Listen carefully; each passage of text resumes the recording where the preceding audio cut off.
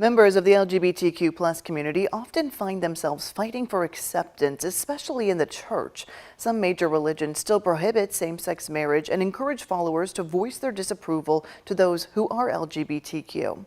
That was the case recently in a local Catholic school where students were assigned to write a letter to a hypothetical friend struggling with homosexuality to persuade them of the goodness of God's design in a way that does not approve of any sin. Tonight in our Moments That Matter report, one local church tells our Eric King their church inside everyone is welcome to be their true and authentic selves. We have people who can barely step foot into the doors of the church because they've been so deeply wounded by previous experiences at church. At Highland Baptist Church, on any given Sunday, in any month of the year, you'll find Pastor Mary Alice Birdwhistle and Associate Pastor Lauren Jones Mayfield draped in pride colors. I think folks in the LGBTQ community who are finding their way into a church or tiptoeing back into organized religion are exemplifying a tremendous amount of courage, because it's often been an institution and a system that has hurt these members. The hurt she's referring to is this. LGBTQ plus community members are often forced to choose between being their authentic selves and the church. I was told that my whole life. And not just, I went to a church that was also a Christian school, so I identify with that upbringing heavily. But I was also taught that in my own home. J.P. Davis is a local business owner, and he's been vocal recently about the effects of growing up in what he calls an unaccepting religious environment. Like, I tried to change who I was.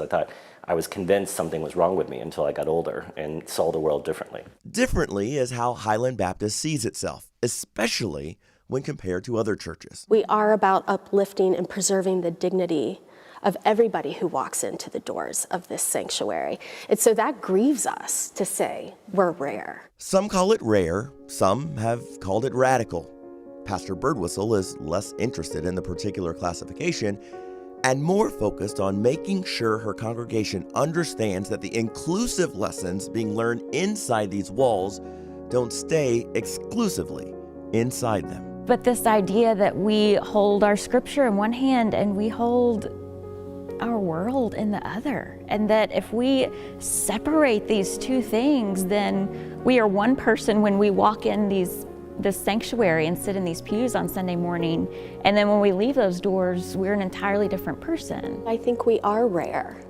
We stand for a message of inclusion and love and justice that makes some folks uncomfortable, because we are about tearing down the barriers that keep us apart.